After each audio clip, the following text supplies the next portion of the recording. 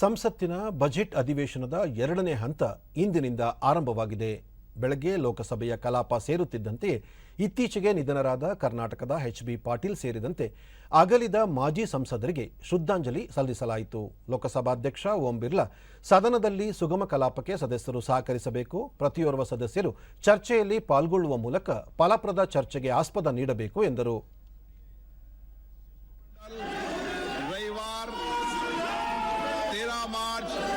2022 को भारत पहुंचा और उसके रोकथाम की बात है। सरकार पूरी तरीके से उसके लिए ಪ್ರಶ್ನೋತ್ತರ ಅವಧಿಯಲ್ಲಿ ಬಾಲ ಕಾರ್ಮಿಕರ ಕುರಿತ ಪ್ರಶ್ನೆಗೆ ಉತ್ತರ ನೀಡಿದ ಕೇಂದ್ರ ಕಾರ್ಮಿಕ ಸಚಿವ ಭೂಪೇಂದ್ರ ಯಾದವ್, ಅಪಾಯಕಾರಿ ಕಾರ್ಯಗಳಲ್ಲಿ ಮಕ್ಕಳನ್ನು ತೊಡಗಿಸಬಾರದು, ಇದು ಅಪರಾಧವಾಗಿದ್ದು ಈ ಕುರಿತು ಮಾಹಿತಿ ಸರ್ಕಾರದ ಬಳಿ ಲಭ್ಯವಿದೆ.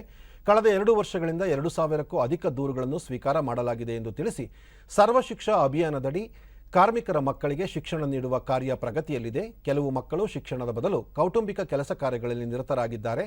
ಅವರ ಮಾಹಿತಿ ಪಡೆಯಲಾಗುವುದು ಎಂದು ತಿಳಿಸಿದರು. काम नहीं है, लेकिन बच्चों के लिए उपयोगी नहीं है, उनमें भी बाल श्रम काम नहीं कर सकते। लेकिन पारिवारिक संस्थानों के अंतर्गत, जैसे आपकी जो कॉन्स्टिट्यूंसी है उसमें 16 वुड का काम होता है, पारिवारिक बच्चे काम करते तो वो बाल मजदूरी के अंतर्गत नहीं आते। इसलिए जो सामाजिक देश की परिस्थिति है उसके हिसाब से डाटा बहुत व्यापक है।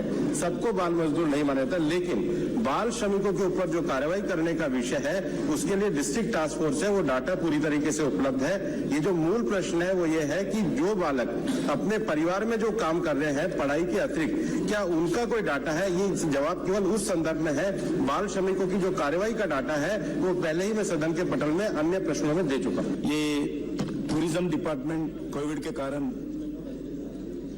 ಪ್ರವಾಸೋದ್ಯಮ ಸಚಿವ ಜಿ ಕಿಶನ್ ರೆಡ್ಡಿ, ಕೋವಿಡ್ ಬಳಿಕ ದೇಶದಲ್ಲೀಗ ಪ್ರವಾಸೋದ್ಯಮ ವಲಯದಲ್ಲಿ ಚೇತರಿಕೆ ಕಂಡುಬಂದಿದ್ದು, ಕಳೆದ 2 ವರ್ಷಗಳಿಂದ 1,57,000ಕ್ಕೂ ಅಧಿಕ ಇ ವೀಸಾ ನೀಡಲಾಗಿದೆ. ದೇಶದಲ್ಲಿ ಸಾಂಸ್ಕೃತಿಕ, ಧಾರ್ಮಿಕ, ವೈದ್ಯಕೀಯ, ಪರಿಸರ ಮುಂತಾದ ಪ್ರವಾಸೋದ್ಯಮಕ್ಕೆ ಅವಕಾಶವಿದೆ.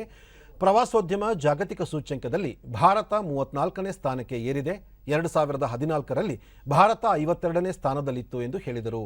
ಪ್ರವಾಸೋದ್ಯಮ ಕ್ಷೇತ್ರಕ್ಕೆ ಉತ್ತೇಜನ ನೀಡುವ ಉದ್ದೇಶದಿಂದ ದೇಶೀಯ ಉಡಾನ್ ಯೋಜನೆಯಡಿ ಸಹಾಯಧನ ನೀಡಲಾಗುತ್ತಿದೆ. ಮುಂದಿನ ದಿನಗಳಲ್ಲಿ 5 ಲಕ್ಷ ಉಚಿತ ವೀಸಾ ನೀಡುವ ಗುರಿ ಹೊಂದಲಾಗಿದೆ ಎಂದರು. ಮೊದಲ ಲಾಕ್ಡೌನ್ ಅವಧಿಯಲ್ಲಿ ಪ್ರವಾಸೋದ್ಯಮದ ಮೇಲೆ 8%, ಎರಡನೇ ಲಾಕ್ಡೌನ್ನಲ್ಲಿ 51%, ಮೂರನೇ ಅವಧಿಯಲ್ಲಿ 64% ಪರಿಣಾಮ ಉಂಟಾಗಿತ್ತು. ಒಟ್ಟಾರೆ 90% ಆದಾಯ ಕುಸಿತವಾಗಿತ್ತು ಎಂದು ಸಚಿವರು ತಿಳಿಸಿದರು.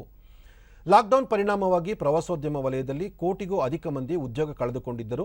ಇದೀಗ ಈ ಕ್ಷೇತ್ರದ ಉತ್ತೇಜನಕ್ಕಾಗಿ ಹಲವಾರು ಕ್ರಮಗಳನ್ನು ಕೈಗೊಳ್ಳಲಾಗುತ್ತಿದೆ. ಇದು ರಾಜ್ಯಗಳಿಗೆ ಸಂಬಂಧಿಸಿರುವ ವಿಷಯವಾಗಿರುವುದರಿಂದ ರಾಜ್ಯಗಳು ಪ್ರವಾಸೋದ್ಯಮ ಕೈಗಾರಿಕೆಯ ಮಾನ್ಯತೆ ನೀಡಬೇಕು ಎಂದು ಮನವಿ ಮಾಡಿದರು.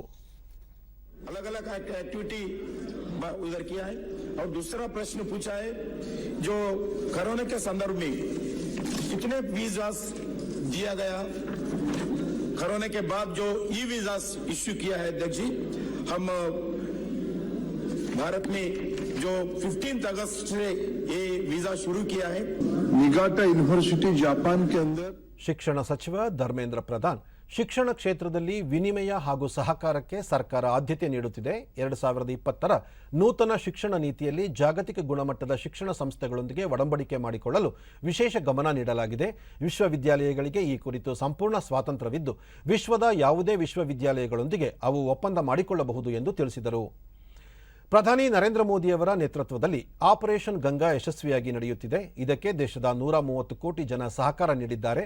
ಉಕ್ರೇನ್ನಿಂದ ಸಾವಿರಾರು ಯುವಕರು ದೇಶಕ್ಕೆ ಆಗಮಿಸಿದ್ದಾರೆ. ಅವರು ವೈದ್ಯಕೀಯ ಪದವಿ ಪಡೆಯಲು ಯಾವುದೇ ಸಮಸ್ಯೆಯಾಗದಂತೆ ಕ್ರಮ ಕೈಗೊಳ್ಳಲಾಗುವುದು ಎಂದು ಭರವಸೆ ನೀಡಿದರು. Japan science and technology sector में, इकोनॉमिक सेक्टर में हमारी बहुत भरोसामंद मित्र है।